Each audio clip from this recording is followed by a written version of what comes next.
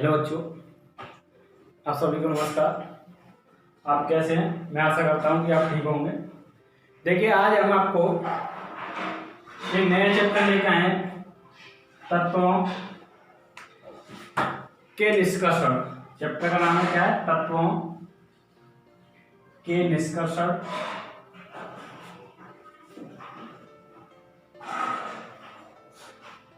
तत्वों के निष्कर्षण के सिद्धांत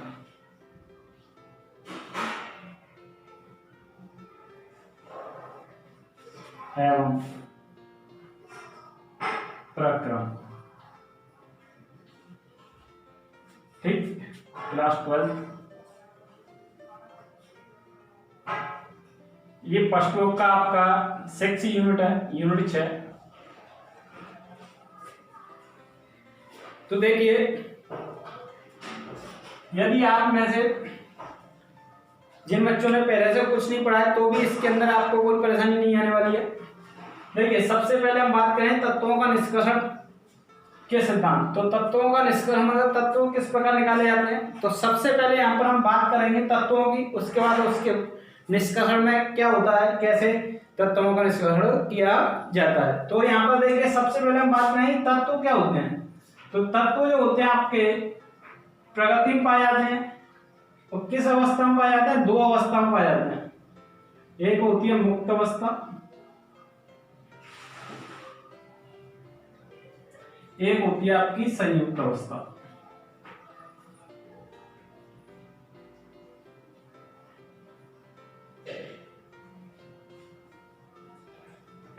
तब तो आपके प्रगति में कितनी अवस्था में पाए जाते हैं? दो अवस्था में पाए जाते हैं। नंबर 1 मुक्त अवस्था, नंबर 2 संयुक्त अवस्था। तो देखिए, सबसे हम पहले हम बात कर रहे हैं तत्व क्या होते हैं। तो तत्व प्रगति में दो अवस्था में पाए जाते हैं, मुक्त अवस्था और संयुक्त अवस्था। आपने एक वैद्युत रासायनिक श्रेणी पढ़ी थी, किसमें? यूनिट 3 में। क्या होता है? जो धातु हाइड्रोजन से नीचे होती हैं, अर्थात वो क्या होती है? कम क्रियाशील।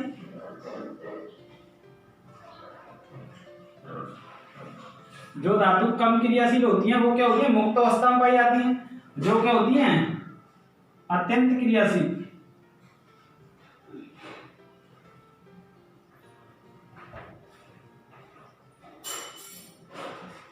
वो क्या होती हैं? संयुक्त अवस्था में पाई जाती हैं। और आपने देखा क्या होता है, जैसे कॉपर है आपका, सोना है, प्लेटिनम है, ये क्या है? आपकी कम क्रियाशील धातु। और जैसे आपका पोटेशियम है, कैल्शियम है, मैग्नीशियम है, ये क्या है? आपकी ज्यादा क्रियाशील धातु कह सकते हैं, अत्यंत क्रियाशील धातु कह सकते हो। तो यहां से आपको तत्व प्रगति में दो अवस्थाओं पाए जाते हैं। नंबर 1 मुक्त अवस्था, नंबर 2 संयुक्त अवस्था। तो अब इसमें आपने जैसे वो आता है क्वेश्चन के मुक्त अवस्था में तत्व कौन से पाए जाते हैं, मुक्त अवस्था कैसे करते हैं। तो देखिए, नंबर 1 पॉइंट आपका होता है मुक्त अवस्था।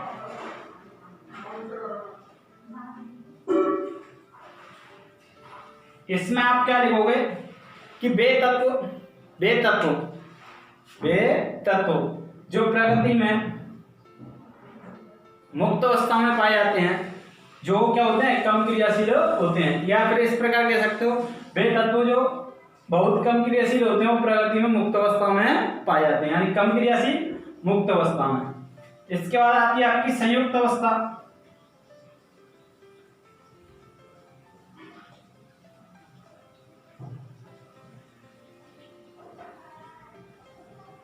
तो संयुक्त अवस्था की परिभाषा किस प्रकार लिखोगे आप कि वे तत्व जो बहुत ही अधिक क्रियाशील होते हैं, या फिर कह सकते हो अत्यंत क्रियाशील होते हैं, वो प्रगति में संयुक्त अवस्था में पाए जाते हैं। तो यहां से आपकी तत्व प्रगति में कितने अवस्था में पाया जाता है? दो अवस्था में जाता है, मुक्त अवस्था और संयुक्त अवस्था।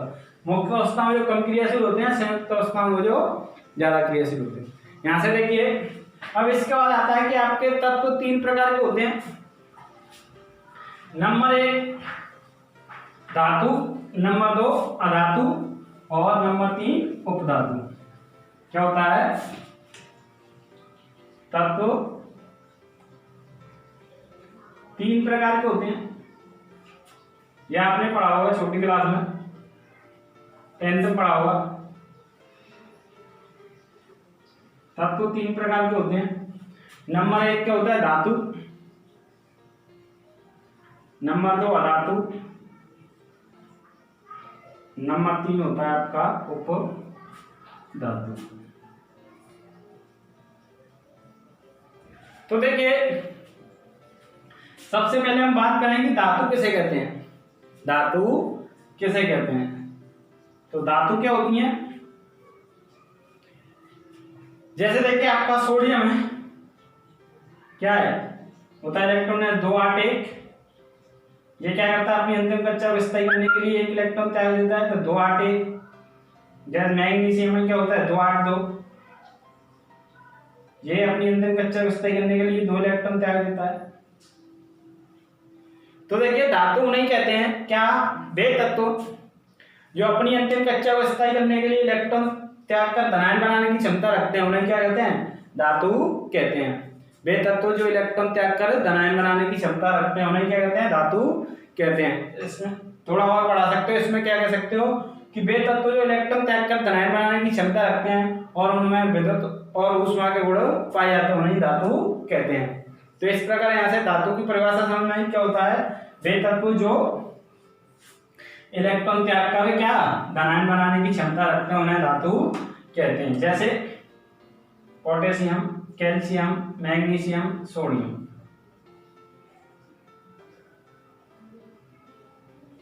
इसके बाद आता है धातुओं के लक्षण।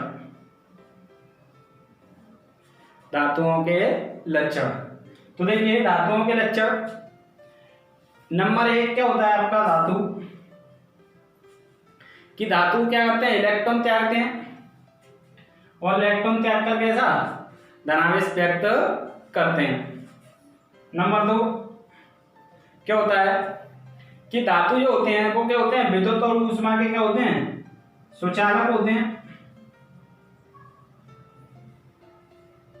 नंबर तीन क्या होता है आपका कि धातु जो होते हैं वो क्या होते हैं? ठोस होते हैं। कैसे होते हैं? ठोस होते हैं, कुछ तत्वों को छोड़कर, कुछ तत्वों को छोड़कर। नंबर चार आपका कि धातु जो होते हैं उनमें क्या होती है? अपनी एक विशेष प्रकार की चमक पाई जाती है। नंबर पांच होता है धातुओं में क्या होता है? आघात वर्धनीयता का गुण पाया जाता है। आघात वर्धनीयता का, आघात वर्धनीयता। इसका मतलब होता है कि धातुओं को पीटने पर वह टूटती नहीं है बल्कि अपने क्षेत्रफल में वृद्धि करती हैं। क्या होता है? धातुओं को पीटने पर वह टूटती नहीं है बल्कि अपने क्षेत्रफल में वृद्धि करती है।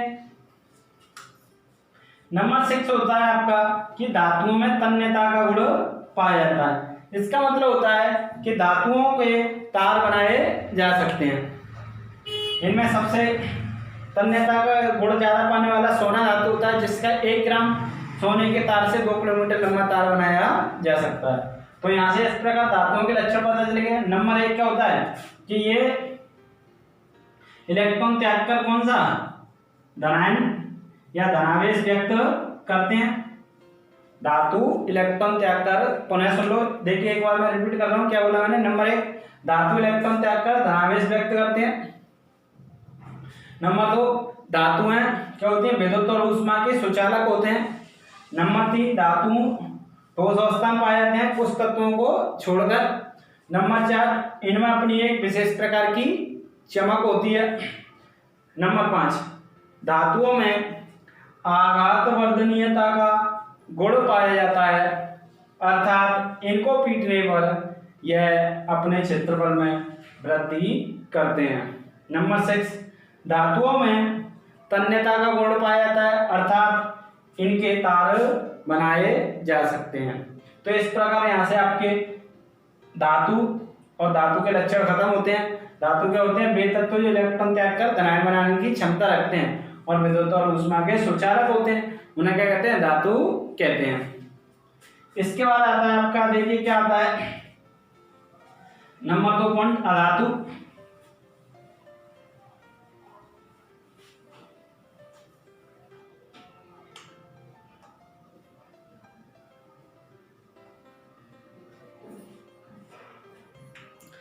तो देखिए अधातु, अधातु क्या होता है, जैसे आपका सल्फर है, क्या होता है इसका 2 8 6, ये 2 इलेक्ट्रॉन ग्रहण करके क्या बना लेगा, अपनी अंतिम कक्षा को स्थायी कर लेगा। जैसे क्लोरीन है 2 8 7, 1 इलेक्ट्रॉन ग्रहण करके अपनी अंतिम कक्षा को स्थायी कर लेगा।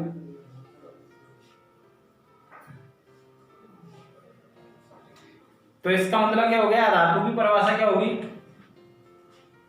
कि वे तत्व जो इलेक्ट्रॉन ग्रहण करके अपनी अंतिम कक्षा को क्या करते हैं, स्थायी करते हैं, अर्थात उन पर ऋण आवेश आ जाता है। या वे तत्व जो इलेक्ट्रॉन ग्रहण करके ऋण आयन या ऋणावेश व्यक्त करते हैं उन्हें क्या कहते हैं, अधातु कहते हैं। और यह विद्युत और ऊष्मायन क्या होते हैं, कुचालक होते हैं। धातु कैसे कहते हैं, जो इलेक्ट्रॉन त्याग कर ऋण आयन बनाने की क्षमता रखते हैं। तो यहाँ से अधातु की परिभाषा समझ में आई। क्या होगा, वे तत्व जो इलेक्ट्रॉन ग्रहण करके, वे तत्व जो इलेक्ट्रॉन ग्रहण करके ऋण आयन बनाने की क्षमता रखते हैं, उन्हें ही अधातु कहते हैं। इतना लिख सकते हो आप, क्या क्या होता है, जो तत्व इलेक्ट्रॉन ग्रहण करके ऋण आयन बनाने की क्षमता रखते हैं उन्हें अधातु कहते हैं। जैसे सल्फर, क्लोरीन, नाइट्रोजन, ये सब क्या आपकी अधातु कहलाएंगे। अब देखिए इसके बाद अधातुओं के लक्षण।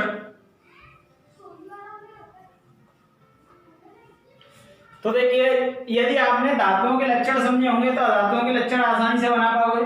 क्या होगा, इनमें नेगेटिव होता है उसका, जैसे आपने पहले लिखा कि धातु इलेक्ट्रॉन क्या करते हैं, त्याग कर धनायन बनाते हैं, और ये इलेक्ट्रॉन ग्रहण करके ये कौन सा आयन बनाते हैं, ऋणायन, ऋणावेश व्यक्त करते हैं। इलेक्ट्रॉन ग्रहण करके ऋणावेश व्यक्त करते हैं। तो नंबर 1 पॉइंट, यह इलेक्ट्रॉन ग्रहण करके ऋणायन बनाने की क्षमता रखते हैं, ऋण आवेश व्यक्त करते हैं, ऋणावेश व्यक्त करते हैं। नंबर 2, धातु क्या होती है, ठोस अवस्था में पाई जाते हैं, कुछ तत्वों को छोड़कर। अधातु क्या होती है, गैस अवस्था में पाई जाती हैं। नंबर 3,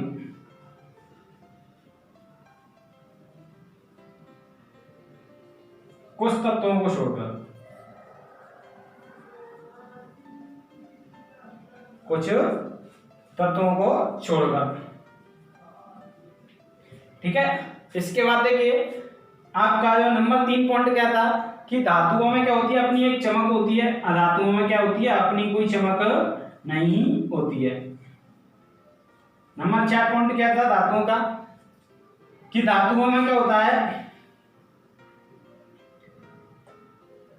विद्युत और ऊष्मा क्या होती है, सुचालक, और ये क्या होती है, विद्युत और ऊष्मा की कुचालक होती है। नंबर 5 पॉइंट, धातुएं क्या होती हैं आपकी, इनमें धातु में क्या आघात वर्धनीयता का गुण पाया जाता है और इनमें आघात वर्धनीयता का गुण नहीं पाया जाता, अर्थात इनको पीटने पर यह टूट जाती हैं नहीं। नंबर 6 क्या था कि धातुओं में क्या तन्यता का गुण पाया जाता है, इनमें तन्यता का गुण नहीं पाया जाता, अर्थात इनको इनके तार नहीं खींचे जा सकते। तो उपधातु,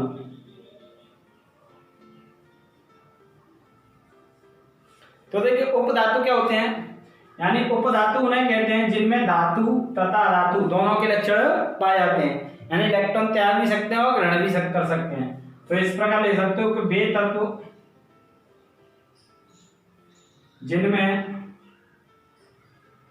जिनमें धातु एवं अधातु दोनों के लक्षण, धातु एवं अधातु दोनों के लक्षण पाए जाते हैं,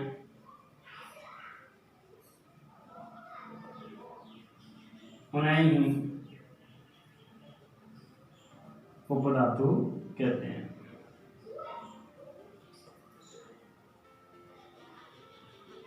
जैसे आर्सेनिक, एंटीमनी। अब इसके बाद देखिए एक धातु और होती है आपकी, ये क्या है, तत्व 3 प्रकार के थे, धातु, अधातु, उपधातु के रूप में। अब देखिए यहां से इसके बाद हम पढ़ते हैं मिश्र धातु। तो मिश्र धातु देखिए, मिश्र का मतलब मिलाना धातुओं को, यानी 2 या 2 से अधिक धातुओं को मिलाने पर जो धातु प्राप्त होती है उसे मिश्र धातु कहते हैं। तो यहाँ से मिश्र धातु की परिभाषा समझ में आई, क्या होता है, 2 या 2 से अधिक धातुओं को मिलाने पर जो धातु प्राप्त होती है उसे मिश्र धातु कहते हैं। 2 या 2 से अधिक धातुओं को मिलाने पर जो धातु प्राप्त होती है उसे मिश्र धातु कहते हैं। जैसे पीतल, कांसा, ये क्या है, आपकी मिश्र धातु कहलाती है। अब देखिए यहां से हम अब तक किसके बारे में पढ़ रहे थे, तत्वों के बारे में। तो यहां से देखिए आपको मैं कुछ बताता हूं कि धातु जो होते हैं उनमें जो एल्यूमिनियम धातु होता है वो प्रकृति में सबसे ज्यादा मात्रा में पाया जाता है। और भी होती हैं जैसे ऑक्सीजन है, अधातुओं की बात करें तो अधातुओं में ऑक्सीजन सबसे ज्यादा पाया जाता है। इसी प्रकार और भी कुछ परसेंटेज होती है धातुओं की। अब देखिए इसके बाद हम पढ़ेंगे, क्या पढ़ेंगे, खनिज।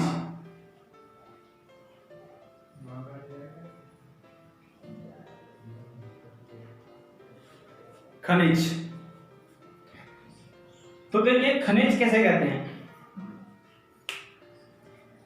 खनिज कैसे कहते हैं, हमने पढ़ा होगा खनिज।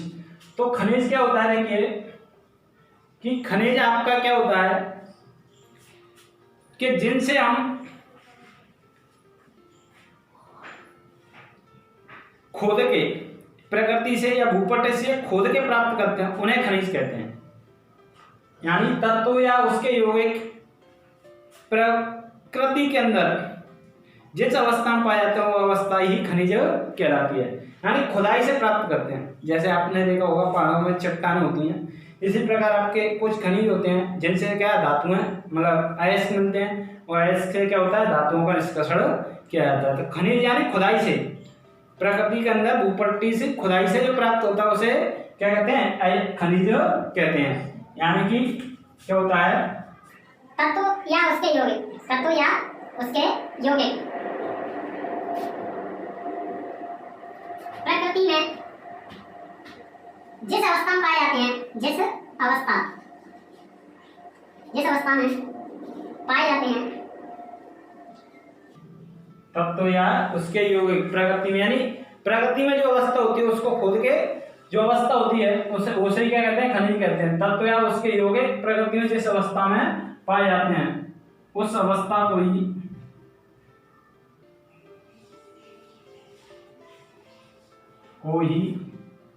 क्या कहते हैं, खनिज कहते हैं।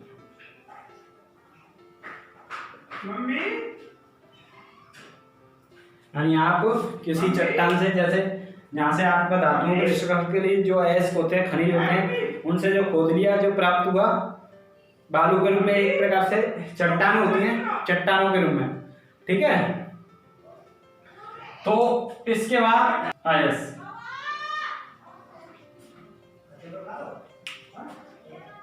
तो देखिए अयस्क किसे कहते हैं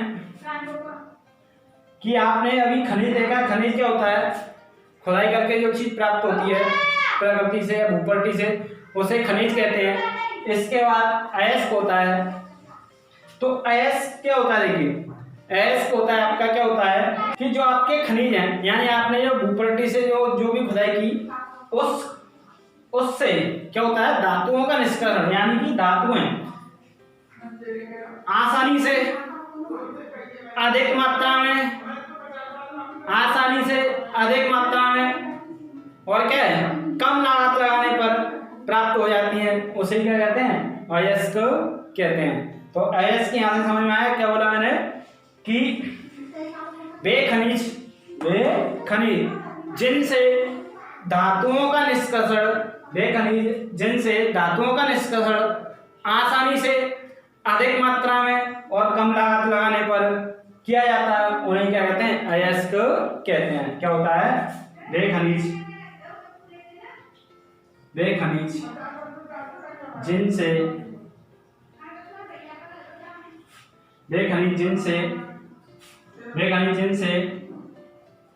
जिनसे धातुओं का निष्कर्षण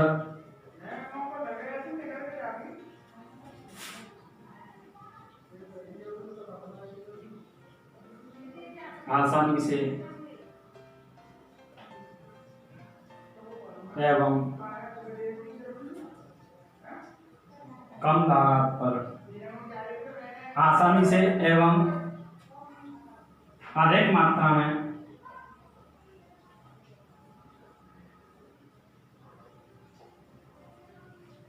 और कम लागत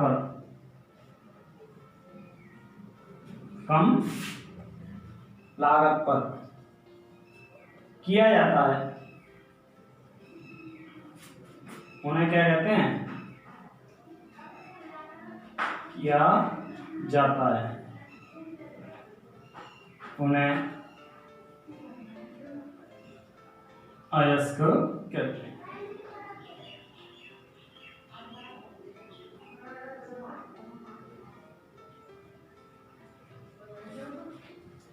तो देखिए यहां से क्या क्या बोला गया है कि वे खनिज जिनसे धातुओं का निष्कर्षण आसानी से, खनिज आपने अभी समझ लिया, यानी जो आपने पृथ्वी से खुदाई की उनसे क्या धातुओं निकाल रहे हो, उनका निष्कर्षण आसानी से एवं अधिक मात्रा में और कम लागत लगाने पर किया जाता है उन्हें अयस्क कहते हैं।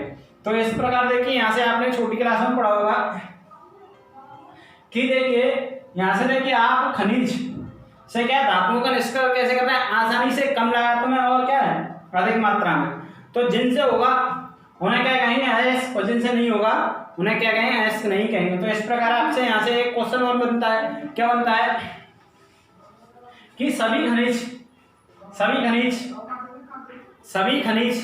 अयस्क नहीं होते हैं, पर सभी अयस्क क्या होते हैं? खनिज होते हैं। सभी खनिज अयस्क नहीं होते, पर सभी क्या होता है? सभी खनिज अयस्क नहीं होते हैं, लेकिन क्या होता है? सभी अयस्क खनिज होते हैं।